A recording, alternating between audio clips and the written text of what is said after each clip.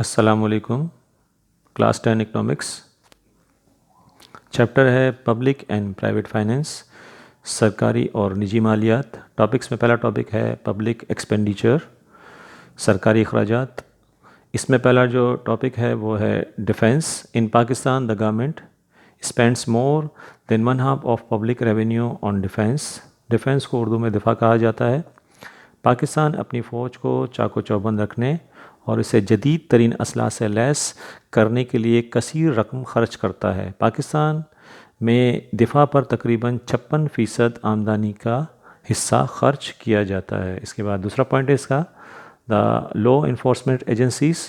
Police force control the situation of law and order, maintain peace and take action against lawbreakers and provide safety to the citizens. The government provide them modern communication equipment and instruments and speedy mobiles which fall under one of the heads of public expenditure.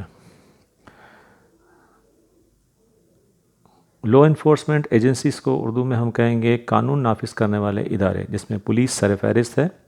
ملک کے اندر امن و امان قائم رکھنے اور شہریوں کے جان و مال کے تحفظ کے لیے حکومت پولیس کا محکمہ قائم کرتی ہے اور اس پر خاصی رقم خرچ کرتی ہے. پولیس کو قانون نافذ کرنے اور اس پر عمل درآمد کرنے والا ادارہ بھی کہا جاتا ہے.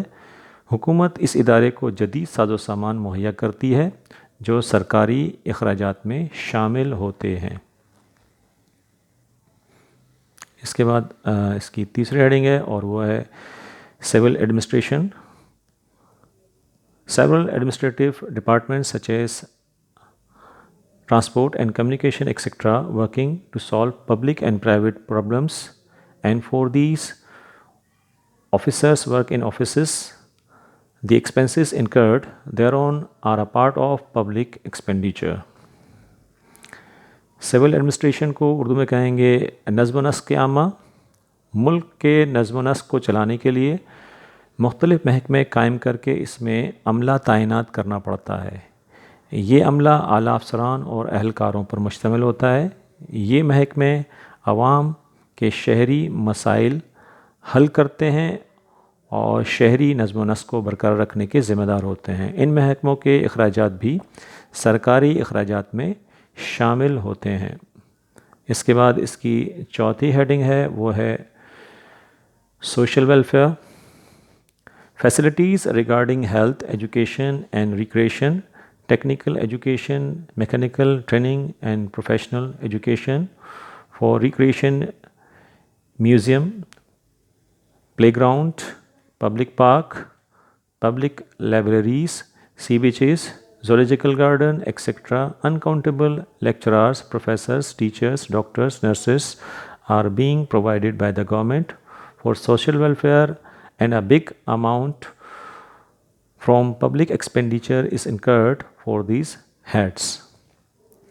سوشل ویلفیئر کو اردو میں فلاحی اور سماجی امور کے ادارے کہا جائے گا اور اس کی ذمہ داریوں میں کچھ یہ تفصیل شامل ہے.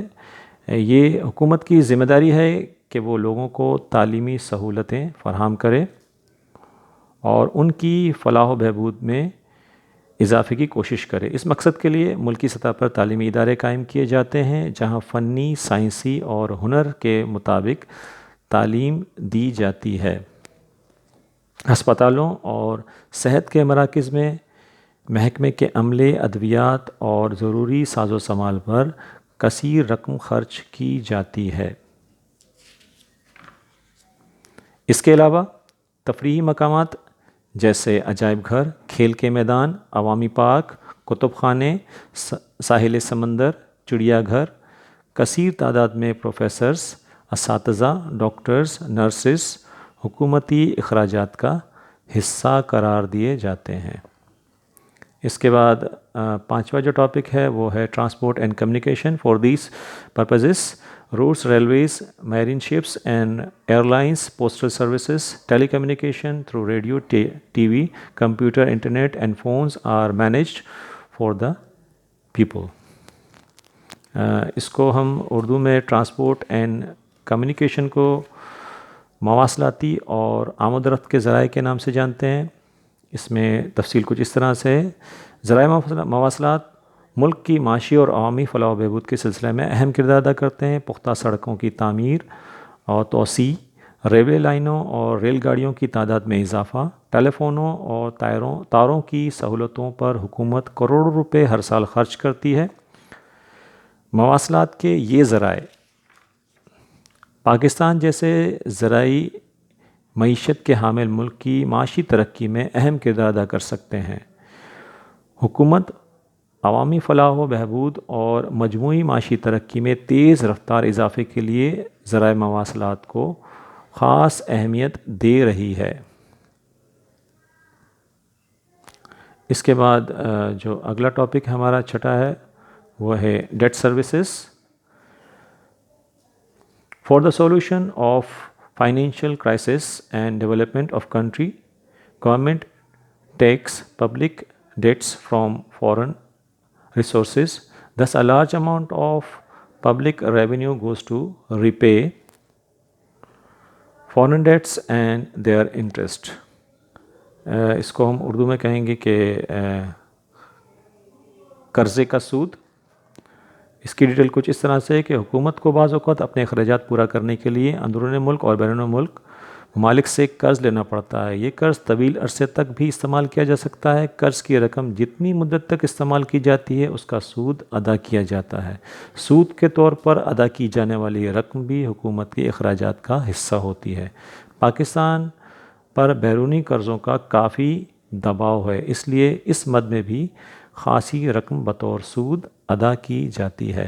تو اسٹوڈنٹس، آج کے ہمارے ٹاپک یہ کمپلیٹ ہوئے، اور اس ٹاپک سے متعلق جو سوال ہے اس کی ہنٹ جو ہے وہ آپ کو نیچے دی گئی ہے، میں پڑھ رہا ہوں ہوم ورک کے طور پر۔